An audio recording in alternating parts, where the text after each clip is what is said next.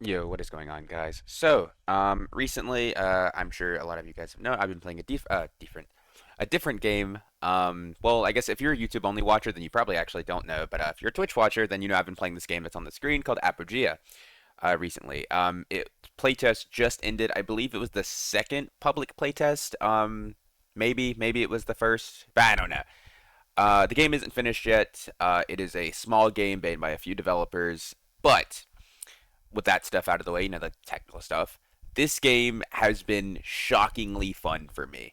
I guess I could pull it up on my screen here in a moment. But over the course of, I believe it's a little over a week, I ended up putting somewhere around 120 hours into the game. Yep, I have my playtime is 119.9 hours. Actually, you know what? We're gonna pull it up on, we're gonna pull it up on Steam just because. Boom, you can see it right here, right? 119 hours right there. Playtime, boom. Really, really fun. Uh, yeah, this game was super fun. I thoroughly enjoyed it. I enjoyed it more than I even expected to, I would say. I like my first experience with the game was I saw Ken playing it and I saw our post playing it, and you know how Dark and Darker streamers are. Whenever one of us plays something, generally most will follow to it. That happens with a lot of games. It happened with Wildgate recently and now this game. But my first day I played it, and I'm just gonna play this in the background. I'll talk about this in a minute. My first day I played it for somewhere around 3 or 4 hours, and at the end of that time, I didn't really know what to do. And that is something I'm gonna talk about here in a second. But basically, I didn't really know what to do. I was like, I don't know where to go. The quests all seem like too high level. I don't know where to farm mobs at, stuff like that, right? And I got off the game and I was like, I even said it because I was playing on stream. I was like, that was pretty fun. But I was like, but I don't know if I'd play it again. And about 2 to 3 hours later, all I could think was like, man, I want to get back on and play it. And it was weird because like when I was playing it, I didn't like particularly have any sort of like strong feelings. I didn't have like strong desire to keep playing. It was just like, oh, it's pretty cool. It's kind of like a novel thing. But then, like I said, after I had quit playing for a few hours, I wanted to get back on really badly. And I mean, from that point on, I was basically just hooked. And I ended up playing this game, like as I said, or as I shared a minute ago, 120 hours throughout the throughout the span of the playtest. And the funniest part is that 120 hours was mostly front loaded towards the beginning, because what ended up happening was it was supposed to because the playtest was supposed to end on Monday. It's currently Friday. It was supposed to end on Monday, but they extended it up until Friday this morning at 11 p.m. or 11 a.m. I think EST. I don't know, sometimes, but it was this morning on Friday. And the reason I didn't put in as many hours in towards the later half was when they originally announced the ending of it on Monday. Cause it was like 3 days before the game was going to end. I had already grinded a decently high level. I was pretty satisfied with where I was. But I was like, I don't really feel the need to grind anymore, right? Because the playtest ends in 3 days. I don't want to just sit here and XP farm for no reason. I'm gonna go out and explore the game and like explore the world. And the reason this ended up like kind of stunning my playtime was that this game is not fully hardcore, but semi-hardcore. As in, when you die, you lose experience, and the amount of experience you lose is 10% of your total EXP gained. Not 10% of your current level, 10% of the total experience you have. So if you're level 30, all the XP you got from levels 1 to level 29 adds into your total as well, and you lose 10% of that total amount. So when you get up to higher levels, losing a full, like losing or dying once and losing that 10% could genuinely be, losing multiple levels. Like, because this game doesn't have a hard cap in levels, its soft caps around level 100.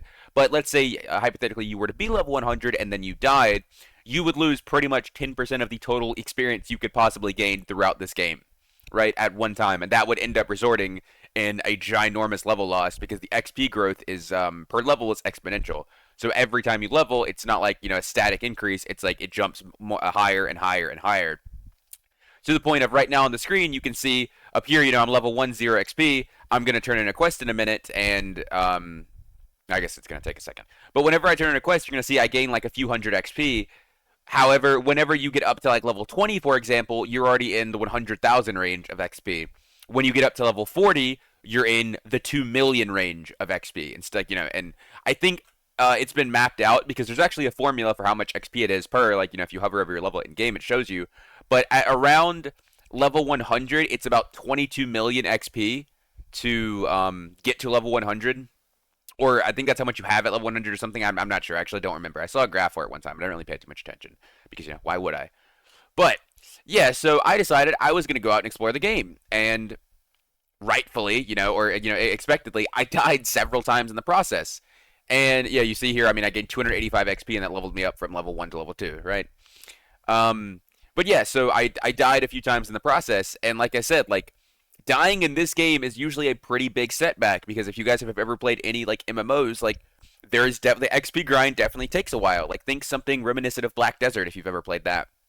The XP grind is, it's a pretty big deal, and when you lose 10% of your total XP, like I think at one point I was level 24, and then I died 3 times, and I went from level 24 to level 21, and that was somewhere around I would say 20 to 30 hours, maybe not exactly that much, but it was somewhere around 20 hours of XP farming that I lost out on by those deaths.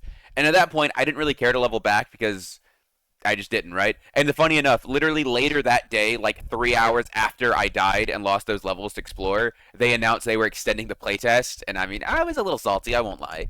I was definitely a little salty. But anyways, getting back on track. This game has been so much fun. Like I said, it is semi-hardcore where you do lose XP if you die, and there is PvP in this game. I will say right now, I don't think the PvP is very good. There are definitely some aspects where it can be fun, but for the most part, the PvP is not very well fleshed out or anything like that. So it's kind of like it kind of ends up just being like whatever. However, if you are PvP flagged, because how this game works, it's not just the thing you can flag up, flag off. Like you turn it on at will, turn it off at will. Along with like several other things, like skill point, because there's a skill tree in this game, trait resets, like your actual stat points, stuff like that. You get X amount of these for free. Once you've expended the free amounts, you can either buy more of them with real money, or you can buy premium time. Think like a World of Warcraft subscription or RuneScape subscription, where it's a monthly subscription, and then you are allowed to buy those infinitely with in-game currency, so gold, for a very, very small amount, which is like 50 gold. And for like a skill point reset, which is the thing you are most likely going to spend buy the most of, especially if you're me, because I reset my skill points so many times, it's like 50 gold, which you can get after farming the lowest tier of mobs for I would say 10 minutes at the most, right? So it's super super affordable. The premium time I think is only around $10 or something, like $10 or $11 for a month, which isn't bad at all. But yeah, there's that. And so back to the PvP thing. So PvP mode, it's not just like a flag up, flag off. It is effectively changing your entire character's setting. Think of making a PvP character in a game, right? When you make a PvP character, your character is now locked to that. It's similar for the toggles. Once you toggle on PvP, it isn't something you should immediately toggle back off. Also, you can't just toggle it anywhere in the world. You have to be in a safe space, which is the bank or a church, which is like your respawn point effectively. Or I think you can do it in a player bought house if you own one as well. But other than that, you can't just do it. And once you toggle this on, I think you have 3 at the start. You have 3 toggles. So you toggle it on, you have 2 left. And if you end up, let's say you run out of toggles, and you toggle PvP on, which I think you could buy one to toggle on. But if you run out of toggles and you toggle PvP on, you wouldn't be able to swap it back off. Your character would be permanently PvP locked unless you bought another one, right? Same thing as if you toggled off with your last one, you would never be able to turn PvP back on unless your character is unless you bought another PvP toggle after buying the premium time or with real money. With that being said, this is kind of a choice, and the PvP mode in this game, how it works. And also one thing is, I'm sure if a lot of you guys, I always hear a lot of like how this game is reminiscent of Tibia. Never played that game, but I know like a lot of old players did. Not old, but like old like EU players like played it a lot because it was like a really big thing over there, like back in like late 1990s, early 2000s. But so what happens in PvP in this game? If you are flagged up and you happen to die, you will only lose 5% of your total XP instead of 10%. And you could be like, oh, that sounds great. Why doesn't everybody just flag up? Well, that is like the upside. The downside to PvP flagging is, as you see on the right over here, I have a bag, right? This is where you keep all your items you store on you. There is a bank you can store items in, but this is where you keep all the stuff you have on you. So any potions, loot you got from farming, whatever you like, tools you carry on you, that sort of thing. If you die in PvP, you will always drop your bag at a 100% chance. So whatever you are carrying on you, you will drop from that bag. Furthermore, any gear you have equipped, so like my sword, my chest, my helmet, each individual item has a 15% chance to drop off your body on death. So let's say you're really, really unlucky, or you're really, really lucky and you kill a player. They could theoretically drop every single piece of gear they have equipped and their bag. Like, you could literally bankrupt somebody in one kill.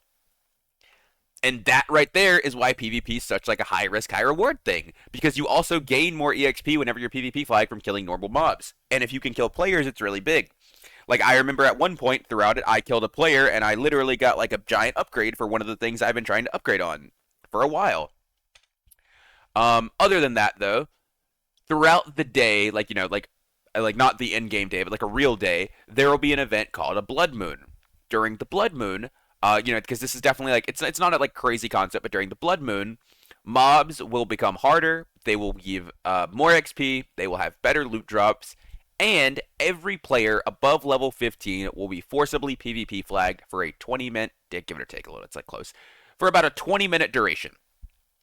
And during this duration, if you really don't want to PvP, you can hide inside the bank, or you can hide inside the church. You can go, there are places you can go where even if you're forcibly PvP flagged, no one can fight you.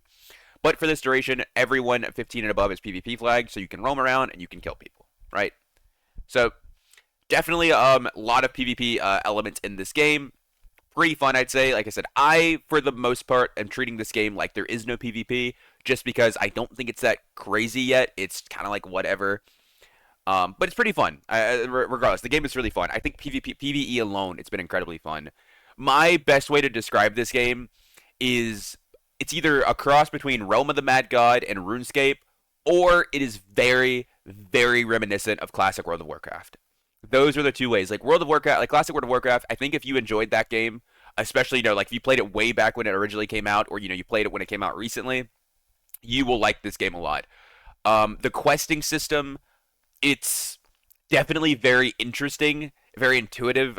You don't really know what you have to do for the most part. Like, you can go up to most NPCs, and if you tell them the right phrase or word, because you actually have to talk to them, it's not just click on you, click accept, I have a quest. It's you have to walk up to an NPC and talk to them, and that is how you activate quests. And there are a lot of hidden quests throughout, like, the cities in this game. And right now, we only have, I believe they said, 20% of the actual playable game. For example, there's one NPC that you walk up to, like I did in this video. You walk up to her, and you have to type rose to her, and she tells you, oh yeah, I love roses. And then you go to a guy that has like a crush on her and tell her, or tell him that, like, hey, she likes roses, and it sets you off on a quest line that joins like the equivalent of like a thieves guild, basically, where by the end of the quest line you have 3 different merchants unlocked that all sell rare items that you don't really have access to otherwise. This right here on the screen is another one. There's this guy you walk up to that's just a food vendor, and if you type to him cook, he was like, oh, do you want to learn how to cook? 25 gold, and this guy will teach you how to cook. And this chef literally teaches you how to cook. And I think he's always unlocked as a vendor, but yeah, he teaches you how to cook if you don't know how, and you get some food items. But it's just really, really cool stuff like that. Like, really, like, interesting things that make the game not just, another stereotypical MMO of walk up, click accept, a little exclamation point above somebody's head who has a quest, walk up, click accept on them, that sort of thing. And another big thing about this is there aren't levels when you see things. Quests don't have levels, mobs don't have levels, not that you can visually see anyways. So you could be wandering around, and in like the starting area, you can run into one of the highest level mobs in the game currently, which literally that happens, like not in this video or anything, but in like the starting area for the game right now, like right near this place that I am currently as a level 4, there is one of the hardest mobs in the game that you can do, like in a cave. And getting down there is a little bit of a pain, but it's just there, and I think stuff like that's really fun. And the problem is you don't ever know. Like, you could look at something and be like, wow, that's pretty scary. I probably can't deal with that yet, just by seeing what it is, right? Like, if you start the game off and you see like a fully grown dragon, it's like, I probably can't. I'm probably not equipped to deal with that. But like, you don't really know until you try it, and that's a lot of what this game is trial and error. It's doing something. Does it kill me? No. Does it benefit me? Yeah, hopefully. And more often than not, it's probably going to kill you. when I first played, because there are dig spots and like rope spots where you can, traverse different areas and crowbars and all this stuff. And you don't really know what's on the other side of it usually. Same with doors. They're like one-way doors that once you go through, you can't come back through it. And you don't really know what's on the other side of it usually until you're already there. And by the time you're there, it's probably going to be too late. Like, there are numerous spots where you dig down and there's just 5 mobs surrounding you waiting to kill you. If you are able to overcome those mobs, though, there usually is some sort of reward in the form of a chest or something like that. But overall, definitely a very, very cool system. Super, super fun. As for gearing, it works, I would say, a little bit differently than other MMOs. It's a much more linear progression system, I would say, in terms of like actual stat upgrades. There are gear pieces that have a bunch of different random stats. Like, for example, you can get a chest piece that is just armor, but then you can get a chest piece that has like armor, health, mana, stuff like that, right?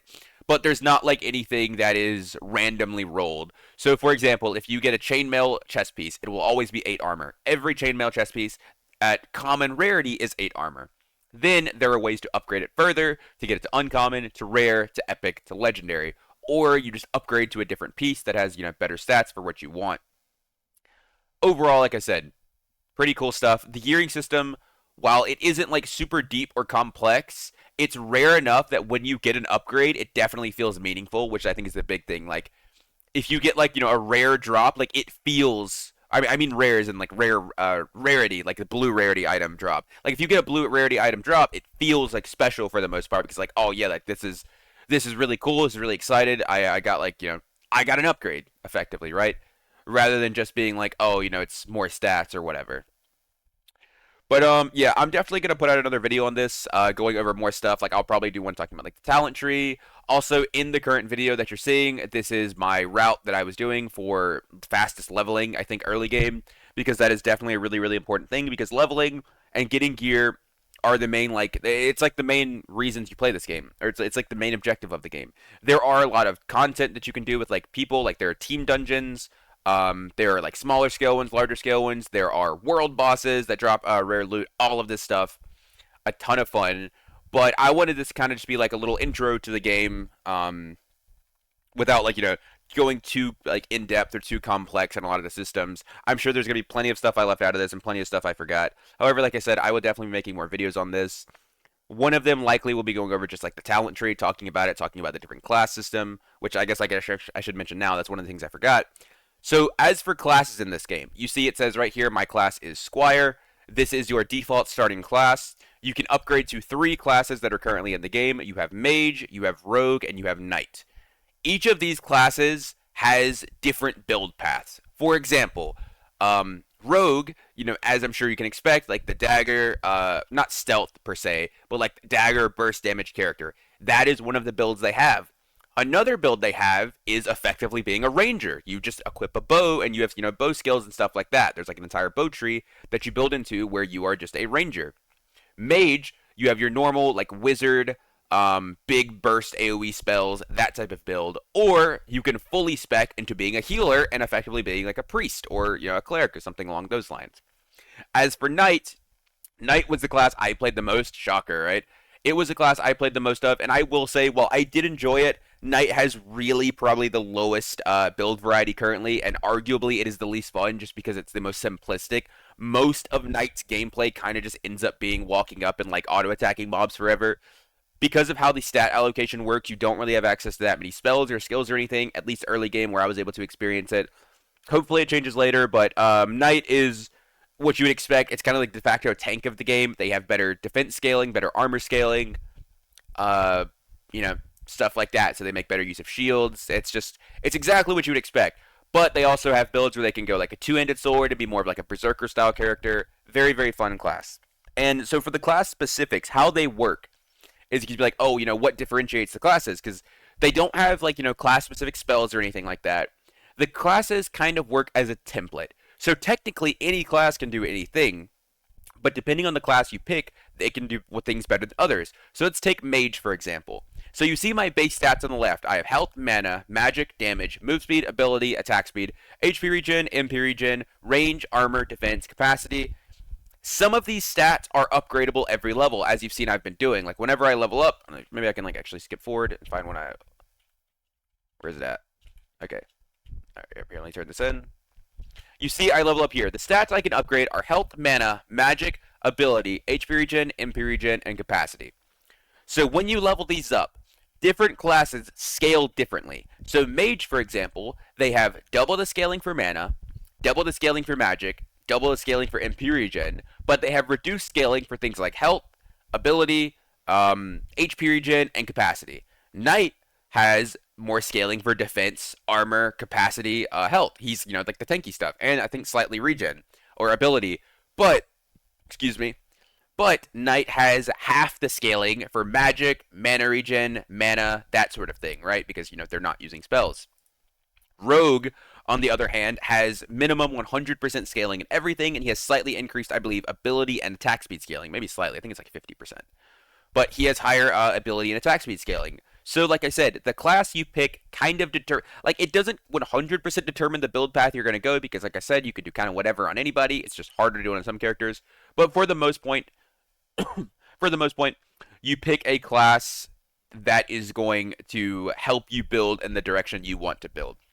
Like I said, if you are going to be a tank, then you would probably play Knight. If you want to be a ranged character or, like a bow character, you pick Rogue.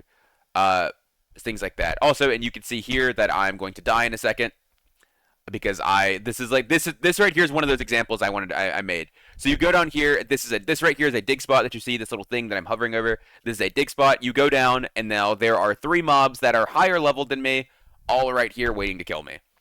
And you can see they just almost one-shot me.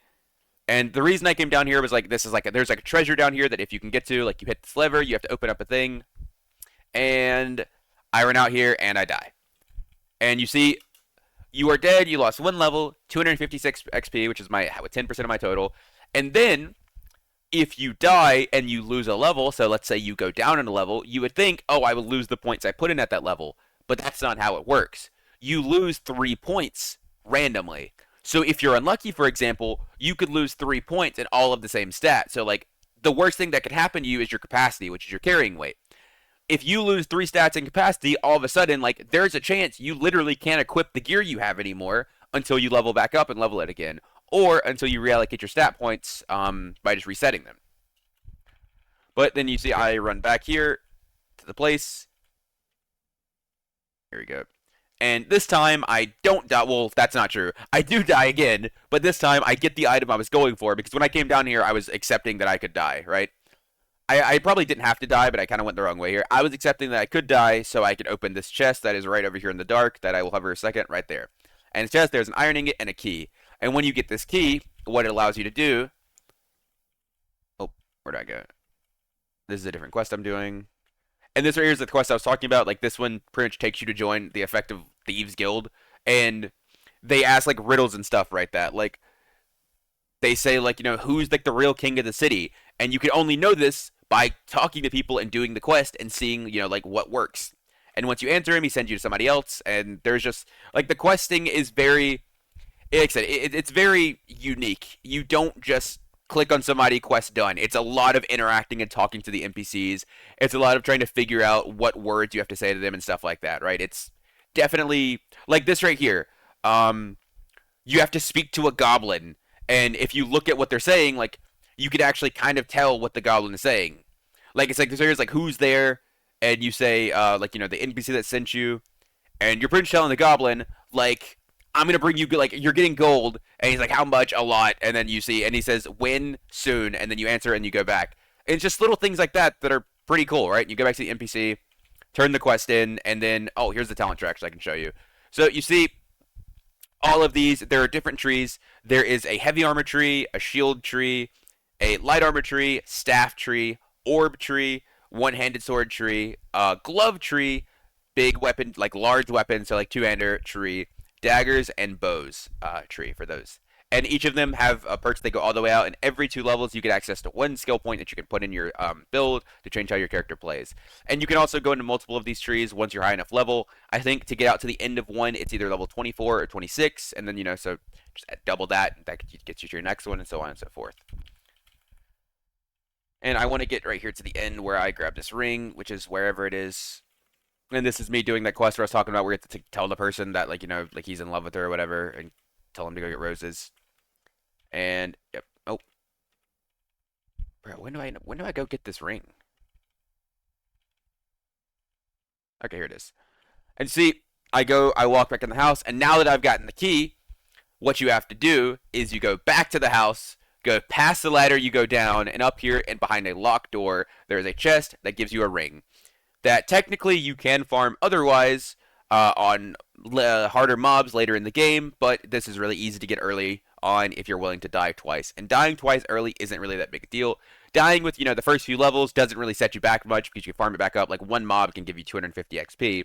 But when you die, at level 40 and you lose 2 million XP, or sorry, 200,000 XP because you're at 2 million XP, it's a pretty big difference, I would say. Pretty big difference. But yeah, for the most part, I think that's gonna wrap the video up. Like I said, I just kind of want to give you guys like a nice little intro to the game. I very, very firmly enjoyed it. I thought it was super fun. Definitely a unique experience for me. I'm somebody who likes MMORPGs, but I've never played like a semi-hardcore one like this, and I had a ton of fun on it. And with that being said, I hope you guys enjoyed. The next playtest for this game, I think, is scheduled for about 2 to 3 months from now. You can join their Discord, you can wishlist it on Steam, all that good stuff. And also, I will say I'm not paid to make this video or anything. Obviously, I mean, if I was, I'd have to tell you guys, but this is just me doing it for the love of the game, right? And I hope you guys enjoyed, and I'll catch you guys next time. Peace, peace.